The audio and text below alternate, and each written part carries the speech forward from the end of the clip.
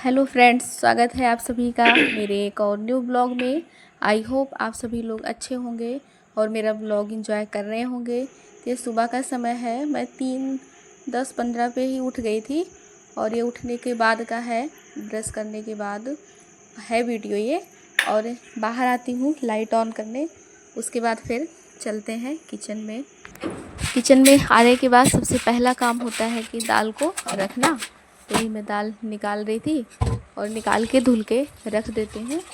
और ऐसे ना बाहर बार बार देखती रहती हूँ, खिड़की खोली रहती हूँ, हवा भी अच्छी आती रहती है और सुबह का जो माहौल होता है बहुत शांत सा होता है। और इतने टाइम तो होता है, मतलब 3:10, 3:15, 3 बजे तो इंसान उठता है पढ़ने के लिए, लेकिन मैं उठती हूँ सबसे पहले काम करने के लिए, क्योंकि काम को पूरा करेंगे तब आगे जाके मतलब टाइम मिल पाएगा, अपने टाइम को हम मैनेज कर पाएंगे। इसीलिए सुबह सुबह मेरी भागम भाग सा दिन हो जाता है। और यहाँ पे दाल मैं धुल ली थी, नमक डाल रही हूँ और नमक डालने के बाद हल्दी भी डाल देते हैं। और यहाँ पे मैं सब्ज़ी कट करने लगती हूँ। तो करेले की सब्ज़ी वही बना रही थी, तो करेला कट कर ली थी, प्याज भी छील के मैं चली जाती हूँ उधर कढ़ाई के पास। कढ़ाई रख दी थी, गर्म हो रहा था।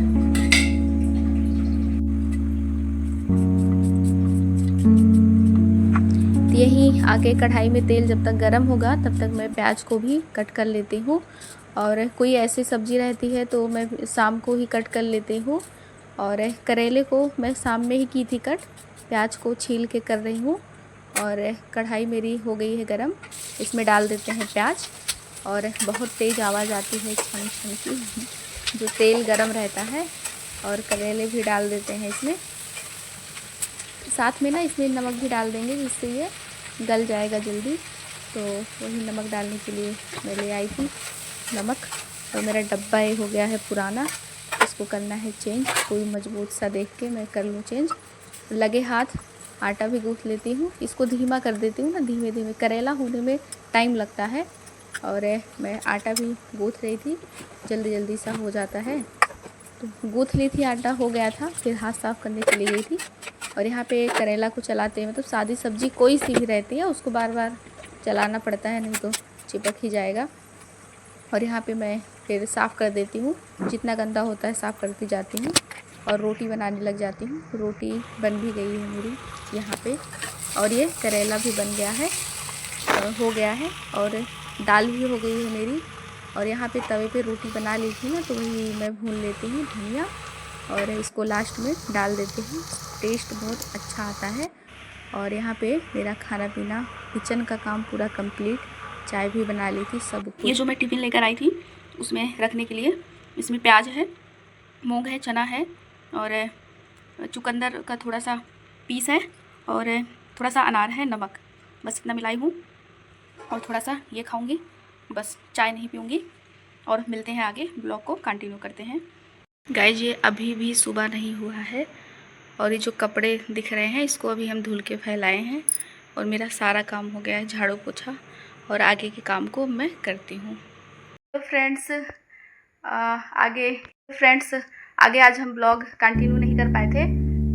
मैंने सोचा अभी ब्लॉग को कंटिन्यू करके थोड़ा सा आप लोगों के साथ शेयर कर दें, क्योंकि जो नोट्स थी कल मैंने CDP का दिया हुआ था आप लोगों को, तो उसके आगे का जो थोड़ा सा है मैंने आज पढ़ा हुआ है, उसको शेयर कर दें। आज टाइम ही नहीं मिला, इतना व्यस्तता था और थक गई थी मैं भी, तो सो गई थी। और सोने के बाद जब उठे हैं जब से, फिर से टाइम नहीं मिला, फिर खाने पीने में लग गए। और खाना बनाने में बन चुका है मेरा, अभी रोटी लास्ट बची हुई है। मैंने सोचा रोटी रख के 5 मिनट आके थोड़ा सा ब्लॉग को आगे कंटिन्यू कर लेते हैं, तब तक रोटी बनाते हैं। अभी मेरे एक तरफ सब्जी रखे हैं, एक तरफ दूध रखे हैं, हो रहा है, धीमा कर दिए हैं, उतने ही टाइम में मुझे करना रहेगा।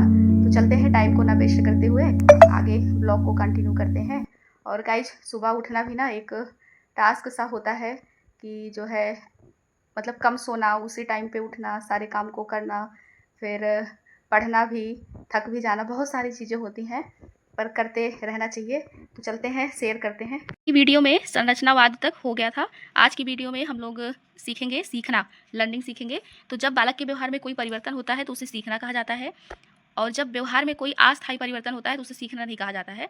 मतलब जब बालक कोई चीज़ सीख लेता है, कोई चीज़ें परिवर्तन होता है तो उसे सीखना कहा जाता है। जैसे अगर नशा के कारण कोई परिवर्तन हो गया, कोई ऊटपटांग बोल रहा है, अजीब सी हरकत कर रहा है, रोग के कारण हो गया, चोट थकान के कारण हो गया, तो ऐसा परिवर्तन सीखना नहीं होता है और ये अस्थायी होता है।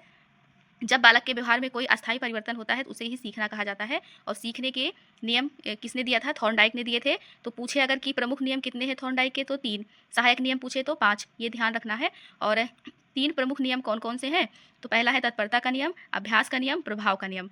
और यहाँ आते हैं तत्परता का नियम प्रस्तावना के प्रश्न पर आधारित है, और प्रभाव का नियम है परिणाम का नियम के, मतलब प्रभाव का नियम जो है परिणाम का भी नियम होता है। और इसे प्रस्तावना के प्रश्न को या तत्परता का नियम को मूलभूत नियम कहते हैं, या फिर इसे प्रभाव के नियम को प्रमुख नियम कहते हैं। ये यहाँ पे समझ नहीं आया होगा तो अभी डिटेल में पढ़ेंगे, वो समझ में आ जाएगा।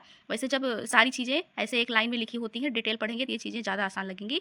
और तीनों नियम को प्रमुख नियम, प्राथमिक नियम, मूलभूत नियम कहते हैं। जैसे अगर पूछ ले कि ऑप्शन में आ जाए मूलभूत नियम किसे कहते हैं, 3 कोई भी ऑप्शन में हो, लेकिन ये हो जाए प्रभाव का नियम है, इसमें से कोई भी नियम रहे तो इसमें से यही वाला सही हो जाएगा। इन तीनों नियमों को प्राथमिक, प्रमुख और मूलभूत नियम कहते हैं। तो पहला आ जाते हैं तत्परता का नियम।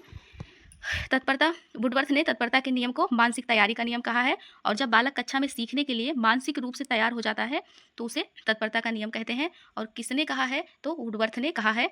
और प्रस्तावना के प्रश्न तत्परता के नियम पर आधारित हैं। ये अब यहाँ पे पढ़ रहे हैं ना, तो यहाँ पे समझ में आएगा कि तत्परता का नियम किस पे आधारित है, प्रस्तावना के प्रश्न पर। और आ जाते हैं दूसरे पर, अभ्यास का नियम। तो थॉर्नडाइक के अनुसार यह नियम सबसे महत्वपूर्ण नियम माना जाता है, क्योंकि अभ्यास के नियम से किसी व्यक्ति को किसी कार्य में दक्ष बनाया जा सकता है। इस नियम को उपयोग व अनुपयोग का नियम कहते हैं। तो यहाँ पे फिर से ध्यान देंगे, तत्परता, प्रस्तावना के प्रश्न, मूलभूत, अभ्यास हो गया, प्रभाव हो गया, परिणाम और प्रमुख नियम, इन तीनों के नाम से भी जानते हैं। तीसरा आते हैं प्रभाव का नियम। थॉर्नडाइक महोदय ने इस नियम को सबसे महत्वपूर्ण नियम बताया है।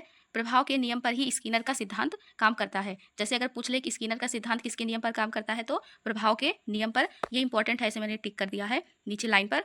और इसी नियम के द्वारा बालकों को परिणाम की जानकारी दी जाती है, जैसा कि आगे हम लोगों ने पढ़ा है। तो ये हो गए 3 प्रमुख नियम, तत्परता, अभ्यास और प्रभाव के नियम। अब यहाँ आ जाते हैं सहायक नियम। तो थॉर्नडाइक के सहायक नियम कितने हैं? 5 नियम हैं।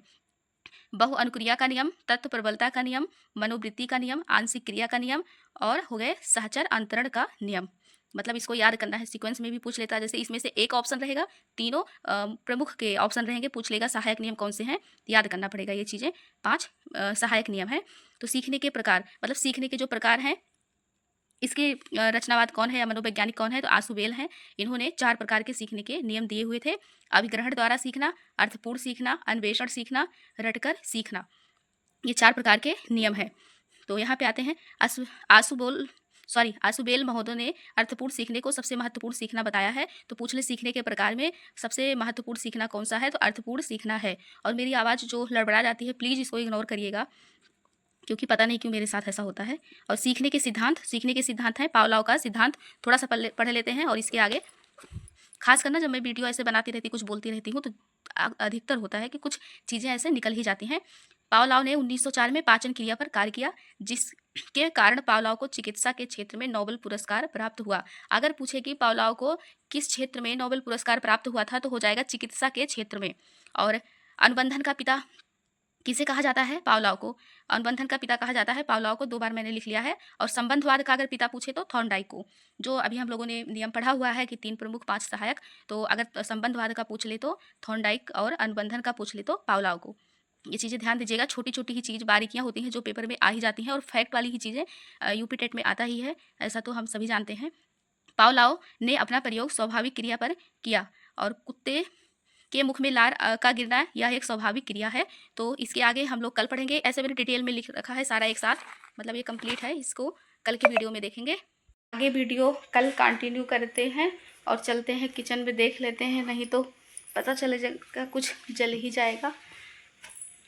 दूध हो रहा है, सब्जी हो रही है, हो गई है लगभग, और यहाँ पे आटा भी गूँथ लिए हैं। इसी ना मेरी वीडियो ऐसे ब्लर सी दिखती होगी कि अलग सा ही कलर दिखता है, और ये कलर इसलिए कि लाइट बहुत ज़्यादा धीमे है इस टाइम पे, मतलब तेज़ नहीं है, पता नहीं क्यों।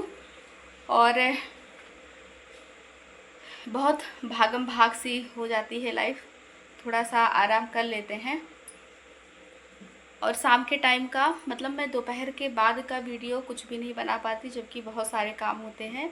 तो ऐसा मत सोचिएगा मैं थोड़ा सा ही दिखाती हूँ या दिखाने के लिए ही वीडियो बनाती हूँ, नहीं ऐसा नहीं है। मैं एक ही टाइम का कर पाती हूँ और बहुत जल्दी जल्दी होते हैं, क्योंकि आवाज़ भी आती रहती है और नहीं हो पाता है, तो उतना ही करते हैं। बाकी जब मुझसे हो पाएगा तो मैं पूरे दिन का कभी करूँगी शेयर, ब्लॉग या हमेशा ही करूँगी शेयर, लेकिन अभी नहीं हो पा रहा है।